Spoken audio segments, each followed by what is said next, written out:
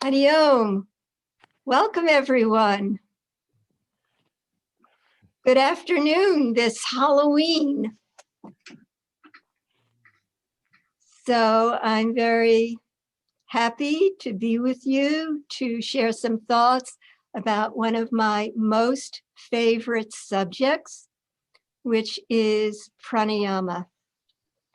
Pranayama is especially dear to me because I received private one-on-one instruction from my guru, Swami Satchidananda, in my pranayama practice. And it was something he specifically told me to focus on. And it has literally been a lifesaver for me in many, many ways. So it's one practice I'm totally devoted to. You know, we have some practices that maybe are negotiable. We get up in the morning and we start negotiating with what we feel is important for us to do in the day. And some things come to the top of that list and other things sort of drift down toward the bottom of the list. For me, pranayama and meditation are at the very top, non-negotiable. Swami Satchidananda used to say, never skip pranayama and meditation. They are food for the soul. If you don't have a lot of time, do some asanas one day, some asanas the next, but always leave time for some relaxation, pranayama, and meditation. So why is pranayama so important? If you think about it a little bit, the first moment of life begins with that first inspiration of breath as we emerge from the womb. And for the duration of our life, the breath is our constant companion till that final expiration. It's a powerful ally that can lead us to optimal health, mental and emotional clarity, balance, and well-being. And not only that, it's a gateway and a powerful tool to go beyond the physical and the mental emotional planes and experience the highest reality, what we can call self-realization, God realization, that supreme peace and joy, which is our true nature.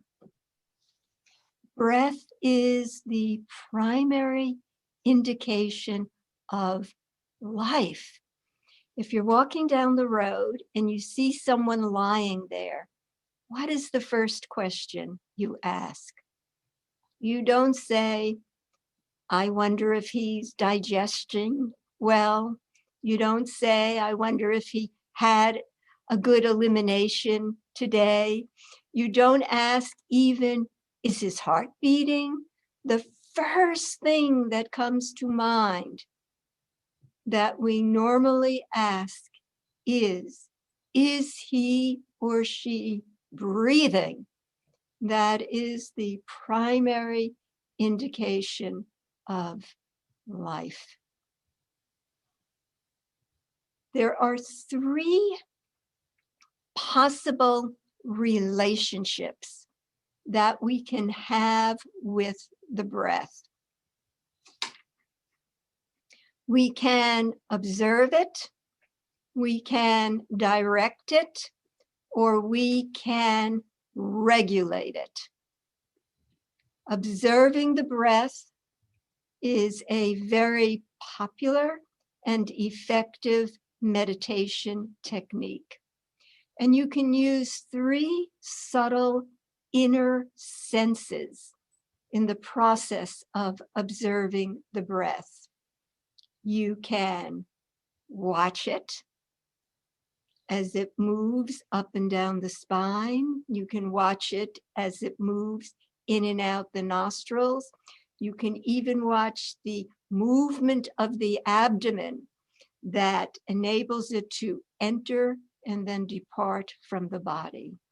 So there's the inner visual watching of the breath. You can also feel the breath when you develop a finer inner sense, inner tactile sense. You can feel the breath as it moves up and down the spine, piercing through the sushumna, the subtle canal within our spinal column, and as it pierces the various chakras or centers of spiritual consciousness. You can feel the breath as it moves from the crown of the head, as it goes down the spine and gently strikes the base and then returns upward. And the final way we can use the breath as a meditation practice is listening to the subtle sound that the breath creates within us. This is sometimes referred to as soham, which in Sanskrit can be translated as I am he referring to the all-pervasive spirit or Lord of creation. So continually throughout the day, every minute of our life, approximately 21,600 times a day, the breath is affirming our unity, our oneness with the divine. So as we inhale, hum as we exhale. Meditating on the breath is powerful because the breath is the only modality that's always in the now. Our body is the product of the past. Our mind fluctuates between past and future and intermittently lands on the present moment. But the breath is unique in that it's always in the moment. I can't, for example, say, I'm going to be very busy at 5 o'clock today. I don't want any of my energy being distracted or diverted anywhere else. So I'm going to do a lot of Bhastrika Pranayama now, build up a lot of prana within me so I don't have to breathe later. You can't do it. The breath is always in the now. So what does that mean? When we use the breath as a meditation focus, instantly the mind is brought into the now. Why is that helpful?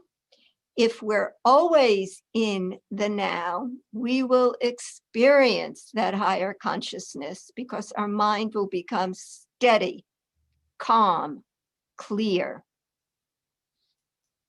Also, even before we reach that supreme state, being in the now frees us from most suffering in life. If you reflect a little, it becomes clear that suffering is the result of 2 basic mental functions: memory and anticipation. Thinking about what happened before, thinking about what will happen possibly in the future.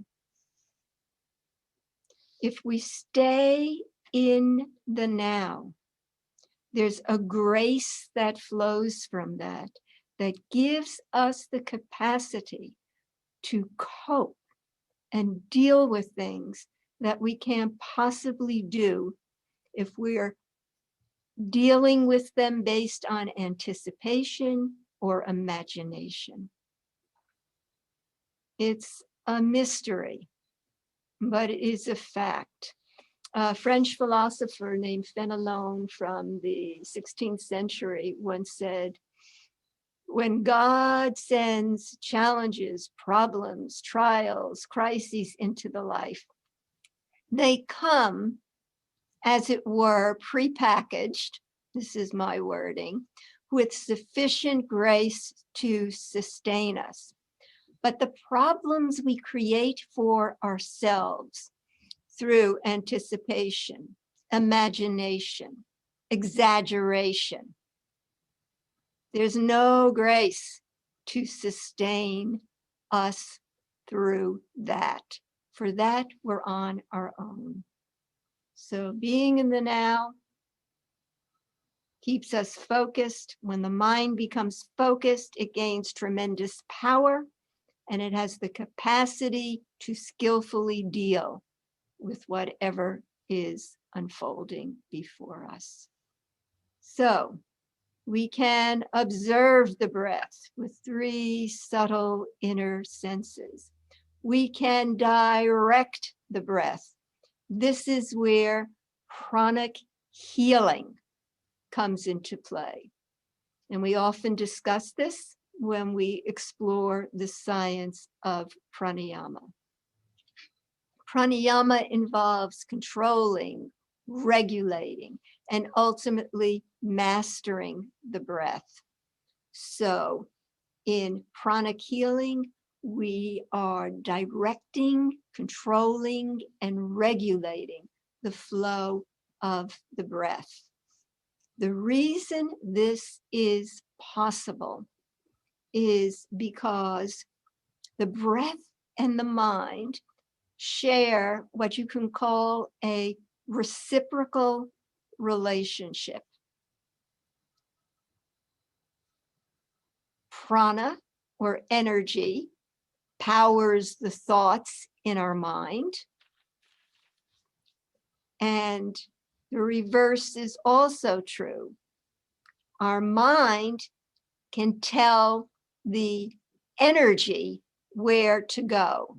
So energy moves thought, and thought moves energy. And we use this principle in pranic healing. Pranic healing can happen to oneself. It can be done at a distance if one has developed enough prana within oneself and has that capacity to transmit it. It can be done to ourselves. It can be done for others. It's a very delicate thing, though, when we start considering transferring energy for healing for others, because we can be sort of inadvertently letting our own egos slip into the process. And that could be not helpful for both the recipient of your efforts and even more so for you as well. So pranic healing is a very interesting, very deep subject. Even Swami Satchidananda in his life, in his early years as a monk, he prayed for the power of healing, and he received it. And he would heal people all the time. And he got a reputation for that. So more and more people would come to receive his healing gift. And at a certain point, the same people who he had healed came back again, exhibiting more problems. And what he realized was the people weren't changing the habits that created the problems in the first place. So they were just getting into a never-ending cycle. So he changed what he did. And what he did was, instead of saying, I'm going to heal you, he would give people different practices, different techniques to do, different dietary guidelines. Does this sound like what Margabandhu does for all of you? And so by their efforts, they themselves would purge the karma that was the cause for the problem. And then quietly, without any fanfare, he would offer his prayers as well.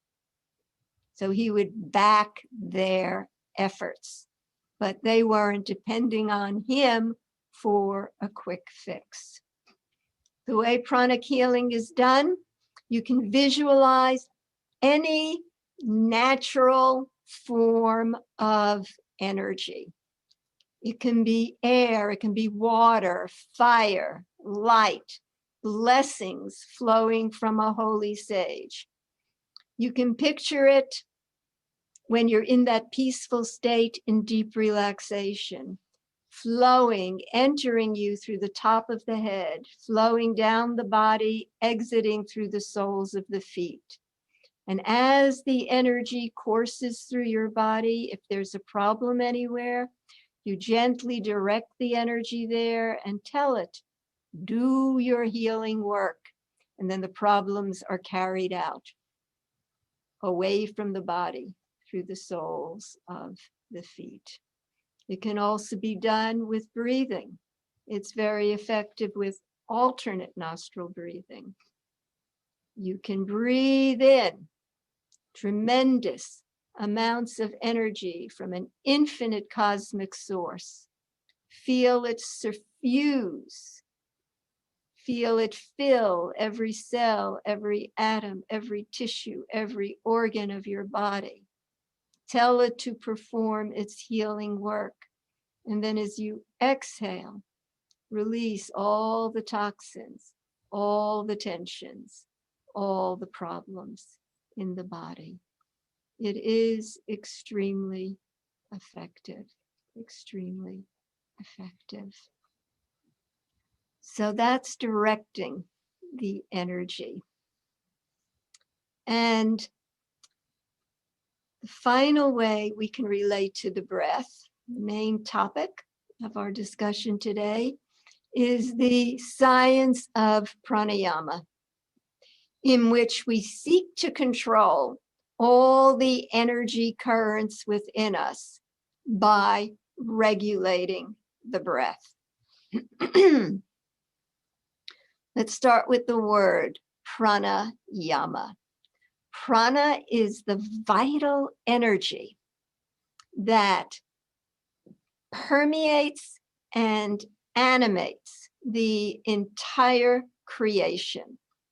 Wherever you see energy, wherever you see motion, it is an expression of prana. So you think of the earth rotating on its axis, revolving around the sun. That's thanks to prana. Think of the waves of the ocean flowing in and out, prana. The wind blowing through the leaves of the tree, that's due to prana.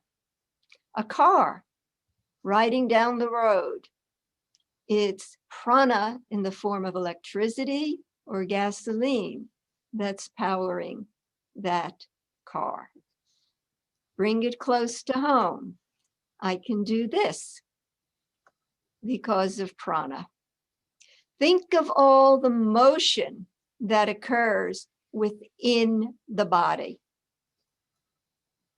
You have digestion, elimination, respiration, the movement of the heart, movement of the lungs, movement of nerve currents to and from the brain, cell metabolism. So much activity, all the enzymes, all the hormones being released and coursing through your system. All that motion is powered by prana. We'll go to the next subtle level, the mind. As I mentioned briefly a moment ago, even the movement of thoughts through your mind is powered by prana. In the yogic thinking, thoughts are not nothing. They're actually entities. They consist of subtle material. And the prana within, the subtle prana, is what powers the thoughts through the mind. If you studied any Raja Yoga, you know the goal is to stop the thoughts from coursing through the mind. Make the mind still. And if we can do that, if we can still all the waves, the mind becomes like a beautiful, pristine lake. And you can see to its very depths and experience the peace and truth of who you are, your own higher self. It's very, very difficult to stop the activity of thoughts in the mind. I think that's something most of you already know about if you're at this workshop. If I just challenged you for the next 5 minutes not to think the word hippopotamus, who's thinking it again now? Anyone?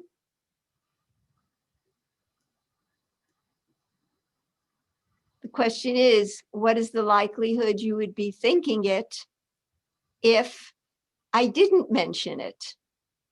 Probably 0. Excuse me, can you rotate? Probably 0. But the mind is like this. As soon as you tell it not to do something, it's the first thing it wants to do. It's the first thing it looks to do. It's very difficult to control the mind. So how is pranayama helpful in this regard? Energy is grosser than thought. It's easier to control a grosser thing than a more subtle thing. Prana is needed to power the thoughts through the mind. If we can gain control of the prana that's moving the mind, then we can gain control of the thoughts in the mind. So, ayama means control, regulation, and mastery.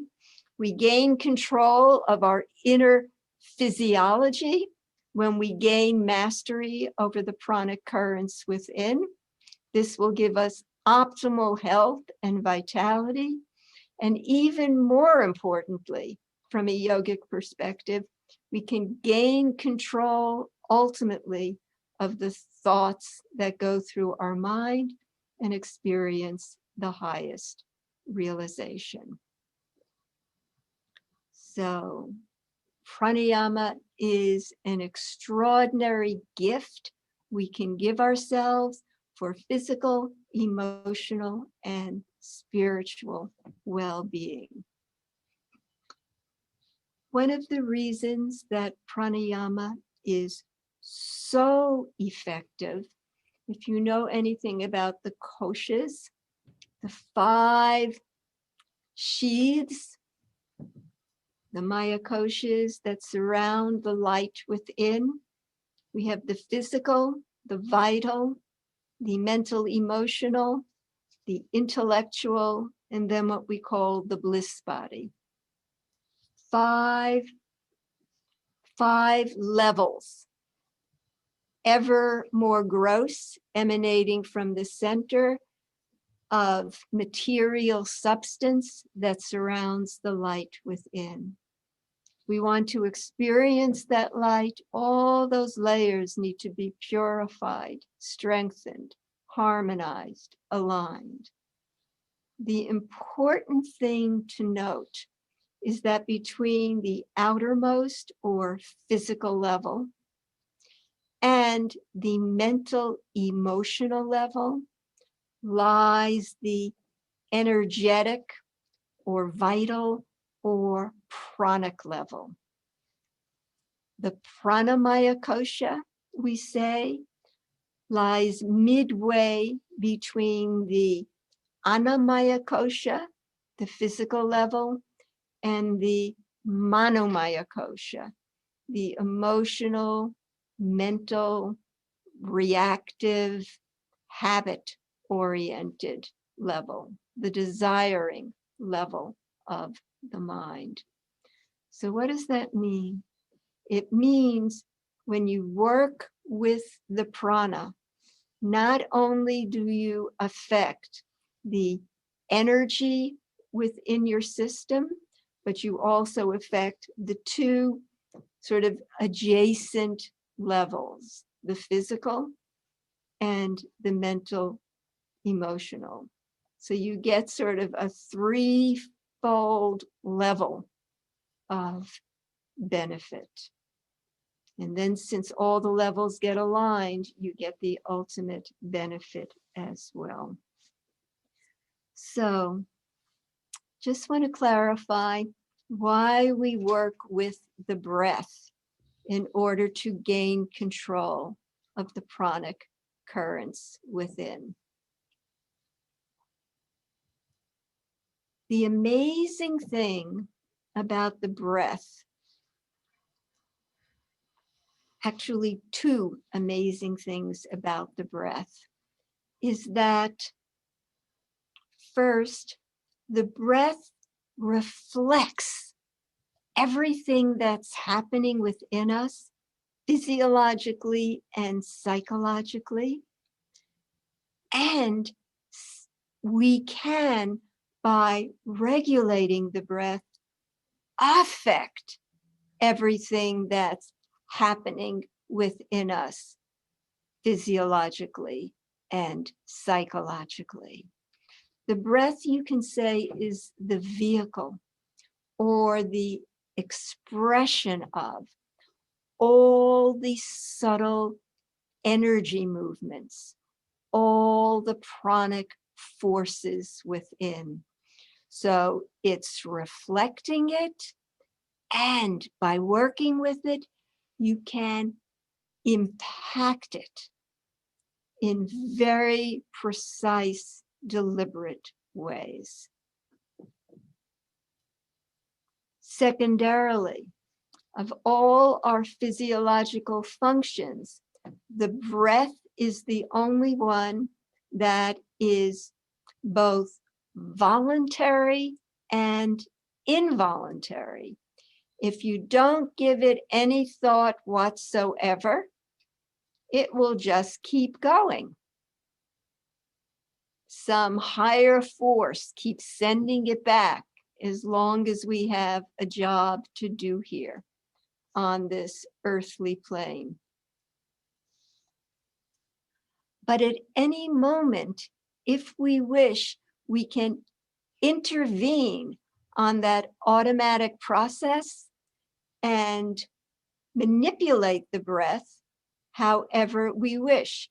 You can speed it up, you can hold it, you can expand and lengthen it.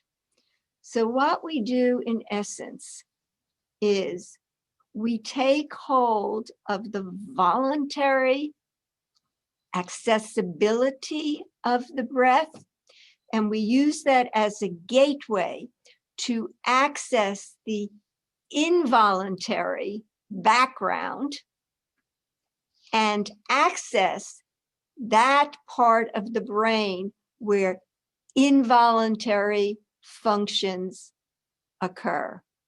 Or better say, so-called involuntary functions, because you can attain mastery over them. It's like these yogis we read about who get into a state of hibernation for months on end. A barely detectable heartbeat remains. And then at the appointed hour, they emerge. They have that much control over their physiology. And what they can do, we could do too, if we put in the practice. What happens is, by learning how to control the breath, you gain control over the motion of the lungs. When you have mastered the motion of the lungs, this gives you control over the heart. When you gain control over the heart, you can gain access to the vagus nerve of the parasympathetic nervous system. That nerve emanates from the base of the brain, where other so-called involuntary functions emerge from. Things like heart rate, blood pressure, blood flow, and respiration. You tap into that part of the brain that controls those functions, and you gain control over the so-called automatic physiology within. So because the breath reflects everything and can be used to impact it, and because you can take hold of the voluntary side of it to gain access to involuntary functions, we use the breath to master all the pranic forces within, all the pranic forces within. So, breathing, according to the yogis, should be done through the nose, unless you're trying to cool your body. The nose performs functions that the mouth cannot. In particular, it filters, moisturizes, and warms the air. It gets the air into optimal condition to be utilized by the lungs. Swami Satchidananda used to say, the nose is for breathing, the mouth is for eating. And one of his rules at the ashram was, if you are going to breathe through your mouth, then you have to eat through your nose. That's a good motivation not to be a mouth breather. Actually, if you are a mouth breather, it's really worth the effort to try to turn that around. Mouth breathing, because it doesn't clean the air in the same way, can make you more susceptible to getting ill.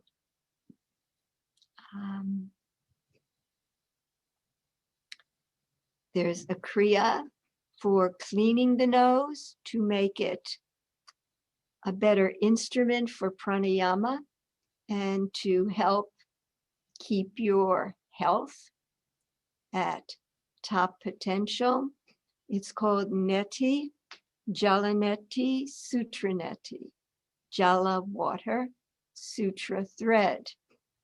And these days, depending on where you live, you have to be careful about the quality of the water that you use.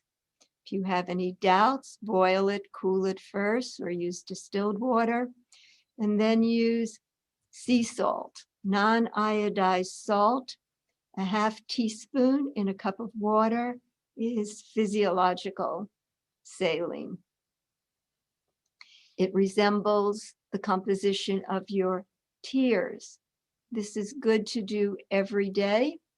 You can either put some in your palm and sniff it up through the nose and then spit it out, or put it in the cup, close one nostril, insert the other, suck it up, let it come down, spit it out, then the other nostril, or you can use a neti pot and pour it one way, pour it the other way.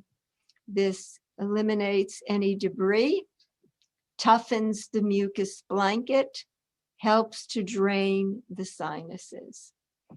And if you're very adventurous, you can get either a rubber catheter, a thin one, to use to clean it that way. You hear of dental floss. This is like nasal floss. This is something you do at the most every couple of weeks, or you can make your own by getting some twine and some beeswax and dipping half of it in melted beeswax and then curving the end. So when you feed it in, when it comes to the throat level, you can reach back and readily pull it out. So they're very helpful techniques for supporting your health. Years ago, my first retreat was in Glen Rose, Texas. And we all lived in California, a group of us that went there. And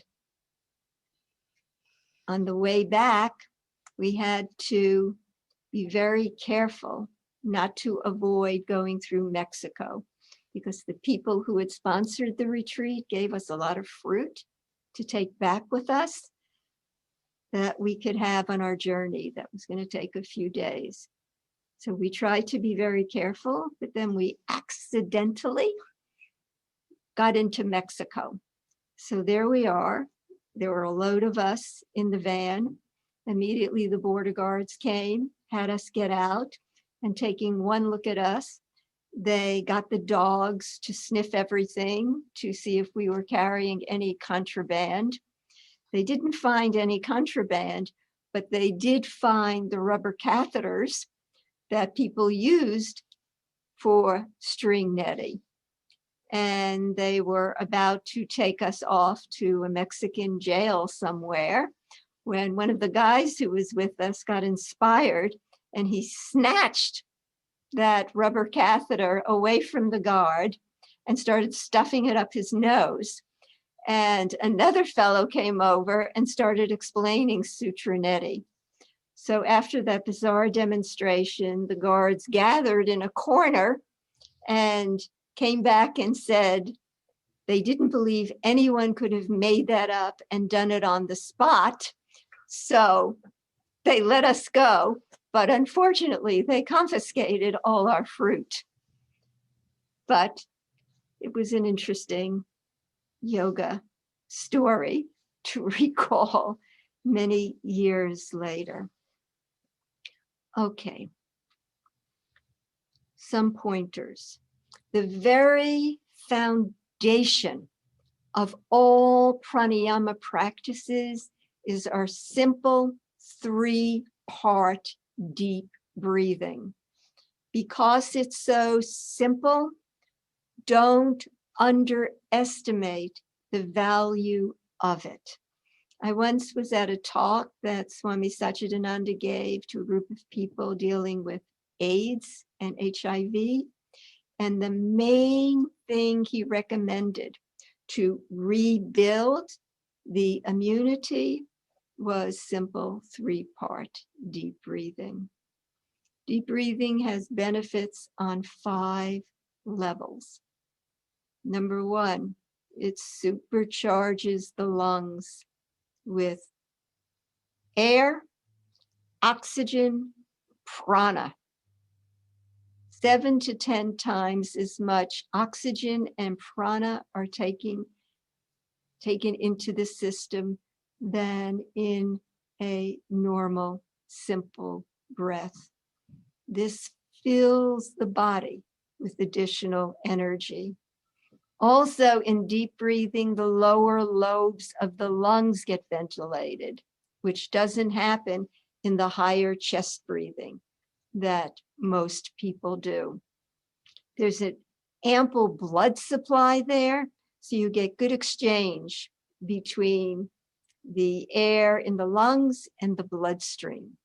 That helps to more effectively oxygenate the whole system and burn up toxins.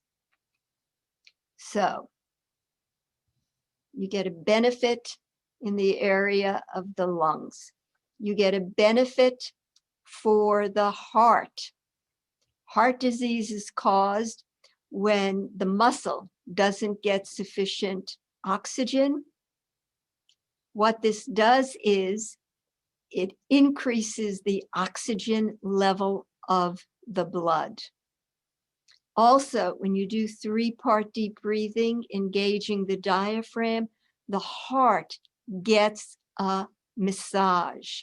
The pericardium that surrounds the heart shares a surface with the diaphragm.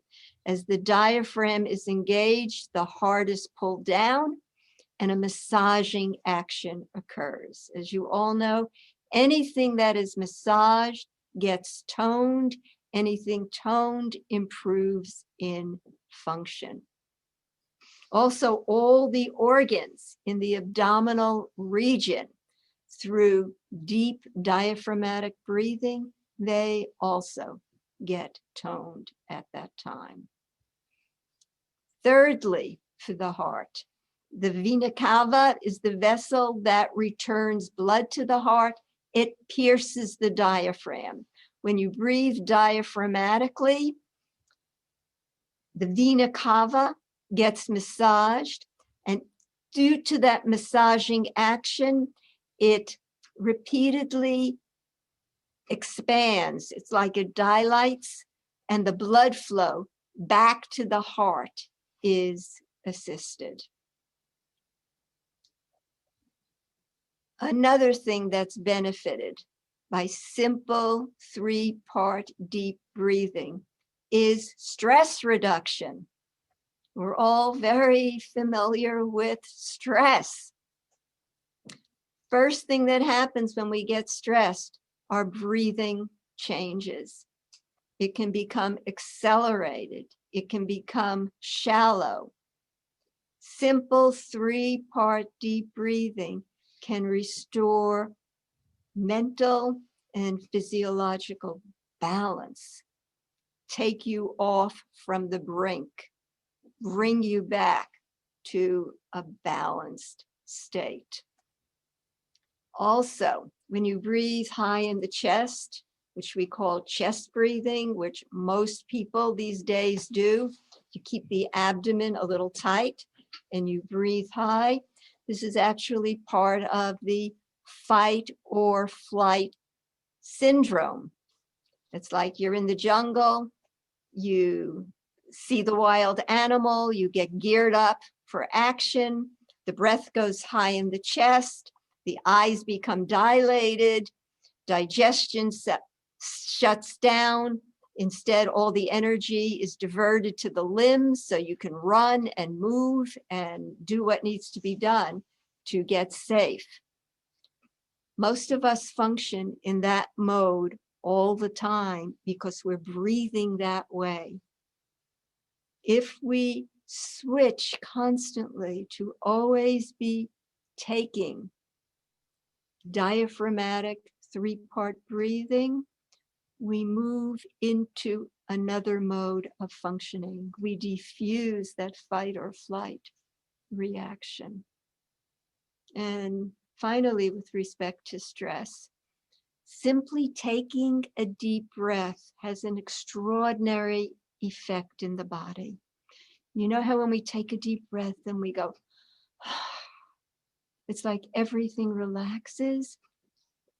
There are stretch receptors in the lungs.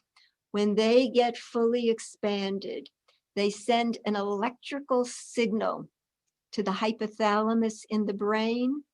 The brain gets the signal, I'm fully expanded. So then the brain sends back a signal that says, okay then, just relax.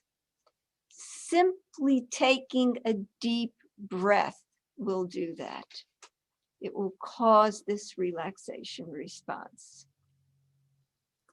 Another thing about the breath, the lymph system, major part of our immunity comes from a healthy, functioning lymph system. The lymph doesn't have a pump like the heart does. So how does the lymph get circulated through the body? Through muscular effort, through inversion, and through breathing. Simple, deep breathing will pump your lymph effectively, boosting your immunity. And the next major area where just doing deep breathing is so helpful is elimination of wastes, detoxifying your entire system. We have 4 ways we eliminate wastes: sweat, feces, urine, and breathing. The only one that we do all the time is breathing, which is very fortunate because otherwise we would be a very disgusting species, I would say. But fortunately, the only one that's going on all the time is breathing. So we can reduce that toxification that happens in our system by simply making the breathing more efficient and more effective. Pranayama has something for every condition, every purpose. It has rapid breathing techniques to heat the system, to help flush waste from the body, to improve the metabolism. The rapid breathing with retention, which we call Bhastrika, is the absolute best practice for building up and strengthening the entire respiratory system. We have cooling breaths that are good in the summer. Sitali, Sitkari. This is the only time you breathe through the mouth because you don't want that heating effect. They not only help you to overcome heat, they are also supposed to help you to overcome thirst, hunger, and sleep. So if ever you have a need to forego food, sleep, and drinking, remember these techniques, especially Sitali, where you form the tongue into a tube and you breathe through that tube. They can also be helpful, Sitali and Sitkari, for bringing down a fever. Fevers are the body's way to try to heal you by burning up unwanted pathogens. But if a fever has gone too high too long, you can use these cooling breaths to help bring the fever down. Also, if there's any hyperactivity or hyperacidity in the system, cooling breaths can be helpful. They're contraindicated if there's too much mucus, too much congestion, too much constipation in the system, then in general, you don't do cooling breaths. And then for balancing the system, the best thing, your alternate nostril breathing, either Nadi Suddhi or Sukha Purvaka, if you've worked up to retention. When energy flows through the right nostril, it increases blood flow and electrical activity in the left hemisphere of the brain. When you breathe through the left nostril, it increases blood flow and electrical activity in the right hemisphere of the brain. When you alternate the nostrils, you balance both hemispheres of the brain. This has physiological and very subtle effects. There's an ancient subtle science of the breath called Swata Yoga. And the yogis who developed this studied nostril flow in particular. And what they realized was right nostril flow heats the body and brings out the more active and masculine side of the personality. The more outgoing, assertive, logical, sequential, mathematical, verbal, acceleratory to the organs of the body, that sort of side of us. When we breathe through the left nostril, it enhances the feminine side of us, the more receptive, intuitive, reflective, holistic, calming to the organs, spatial, nonverbal side of our personalities. When we do alternate breathing, we harmonize and balance the different subtle motivators and aspects of our inner psyche and personality. So I'd say in particular for healing, the best regimen, this is what was recommended by Swami Satchidananda, 3 sittings a day, and you work up to 30 minutes per sitting. Generally, the 2 techniques that are focused on are rapid breathing, followed by alternate nostril breathing. Rapid breathing helps to burn up and eliminate any impurities. Alternate nostril breathing helps to take the energy that's generated and balance it in the system. Helps it to get integrated in your system. So 3 to 5 rounds of rapid breathing, followed by 5 to 10 minutes of alternate nostril breathing. This regimen is also the best preparation for meditation. The breath and the mind go together. If one is agitated, the other is agitated. If one is calm, the other is calm. Difficult to calm the mind directly, but we can use the breathing, which is easier to manipulate, to calm the mind. So the same thing, 3 to 5 rounds of rapid breathing to make the mind alert, followed by 5 to 10 minutes of alternate breathing to make the mind calm and focused. Best regimen for healing, best regimen as preparation for meditation. And I'll just make one final point about how to build and deepen your practice. The key to building your practice has to do with your nadi suddhi, your alternate nostril breathing. This is called nadi suddhi.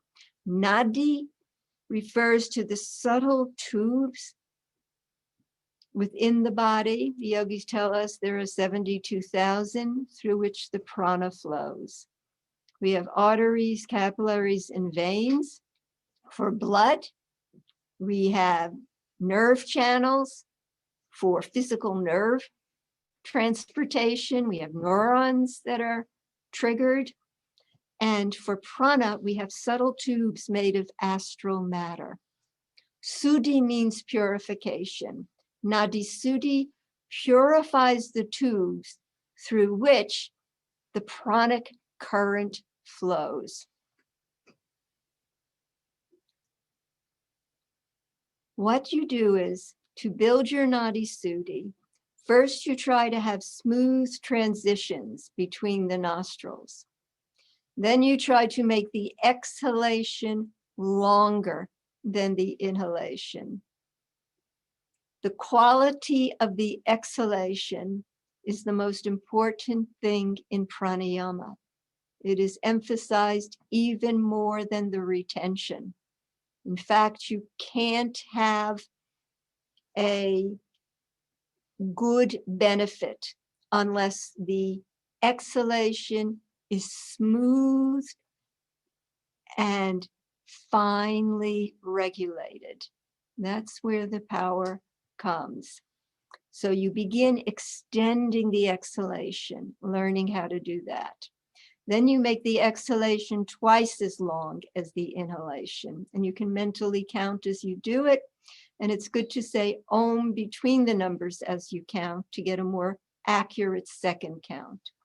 So if you counted to Om 1, Om 2, Om 3, Om 4, Om 5 for the inhalation, you would count to Om 10 for the exhalation. You stay at a given count till you can do it comfortably for 20 breaths in a sitting. When you can do that, you up the count by 1. So if you're doing 5-10, you increase to 6-12. You stay there till you can do 20 breaths in a sitting. Then you rise to 7-14. You keep building that way slowly. It can take years for some people till you reach 10-20. When you can do 20 breaths comfortably in a sitting at a 10-20 count, it's a general indication that your nadis have been sufficiently purified and strengthened to withstand the additional pressure that retention will put on your system. And remember, the prana current goes between the physical and the mental emotional. You don't want to strain or overburden those pranic tubes, because if you do, it will impact both your physical health and your mental, emotional balance.